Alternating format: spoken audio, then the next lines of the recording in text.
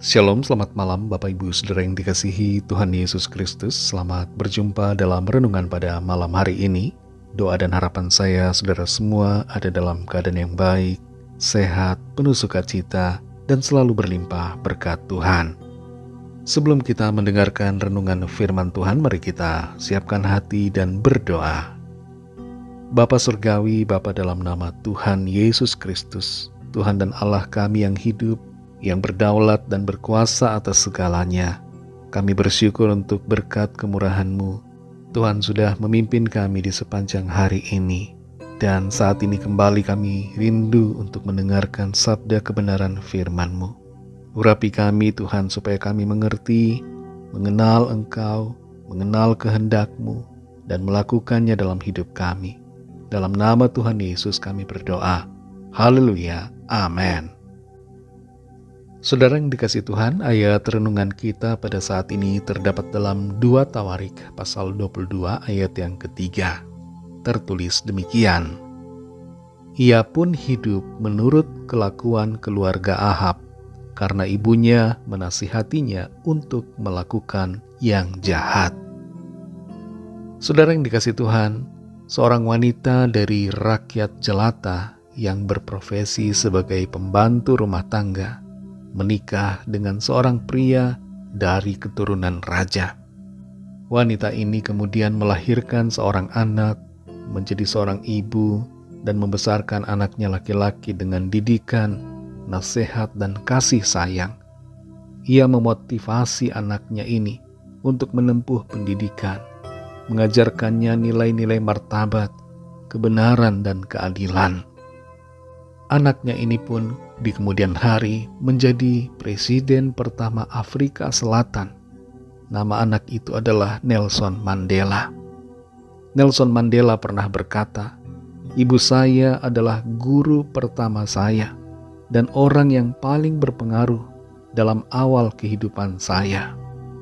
Pengaruh dari ibunya menempanya menjadi pribadi yang membuatnya menjadi seorang pemimpin dan membawa Afrika Selatan bebas dari penindasan rasial. Sadar atau tidak, kita umumnya hidup dalam pengaruh orang-orang di sekitar kita. Banyak yang tidak mau mengakuinya, tapi kenyataannya demikian. Kita dipengaruhi orang-orang, dipengaruhi berbagai hal di sekeliling kita.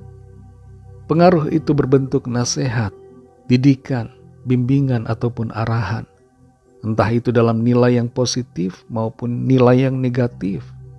Kalau kita mengikuti nasihat yang baik, tentu kita akan jadi baik.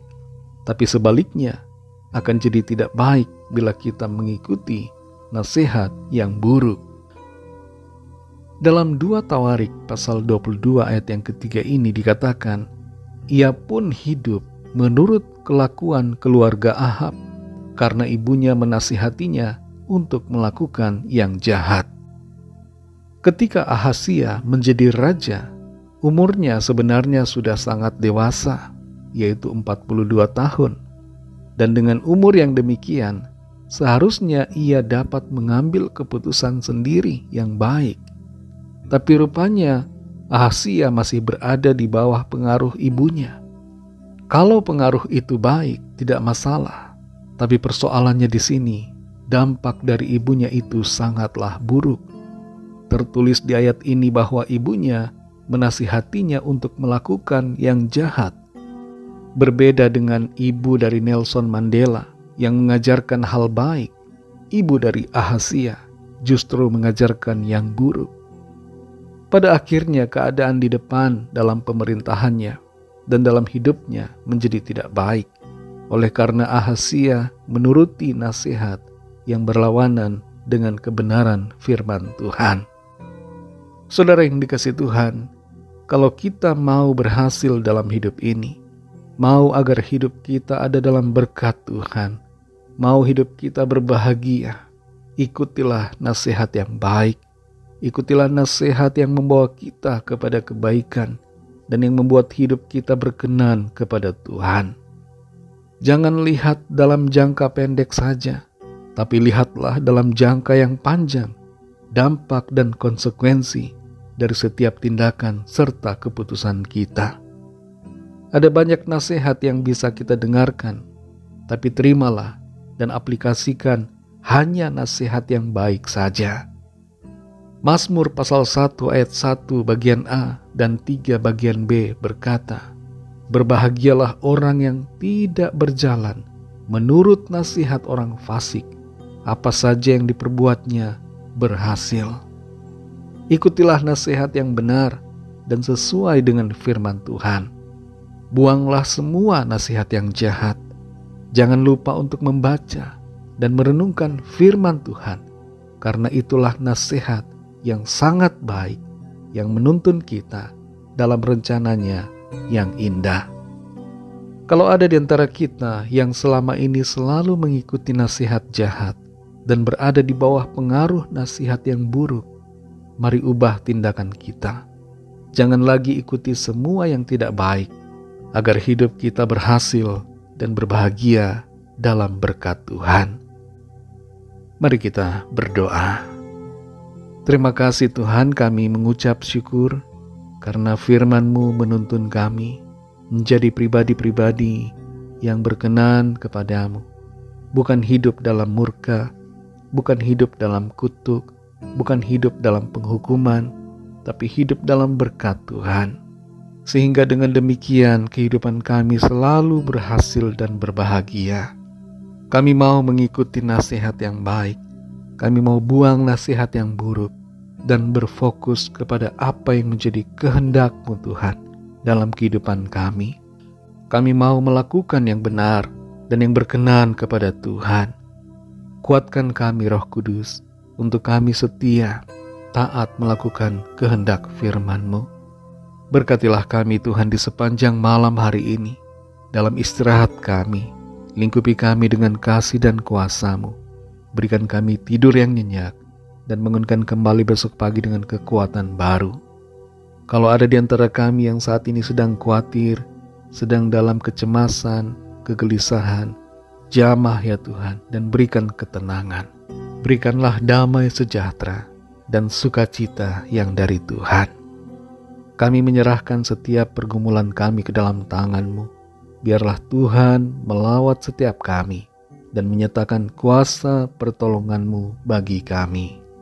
Ada kesembuhan, ada pemulihan, ada kekuatan baru, ada kelepasan, ada jalan keluar, ada mujizat Tuhan yang Tuhan kerjakan dalam hidup setiap kami.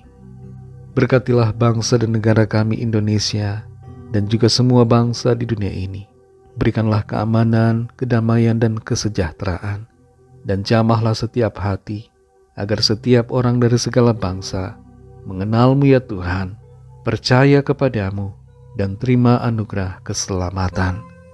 Ampunilah kami akan dosa kesalahan kami, seperti kami juga mengampuni orang yang bersalah kepada kami.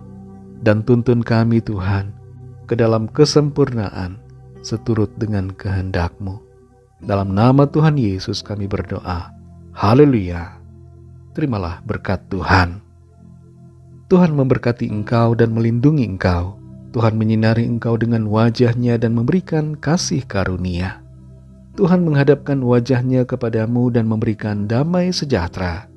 Berkat anugerah dari Bapa Surgawi, kasih karunia dari Tuhan Yesus Kristus, dalam persekutuan dengan Roh Kudus, menyertai kita semua, sekarang ini dan sampai selama-lamanya. Dalam berkat nama Tuhan Yesus Kristus, haleluya, amin. Puji Tuhan, saudara yang dikasihi Tuhan, saya percaya firman Tuhan menjadi berkat dan kekuatan buat saudara semua, dan Roh Kudus akan menolong saudara untuk lebih lagi memahami kebenaran firman Tuhan. Tuhan Yesus memberkati saudara semua. Selamat malam, selamat beristirahat, dan sampai jumpa dalam renungan yang berikutnya. Haleluya.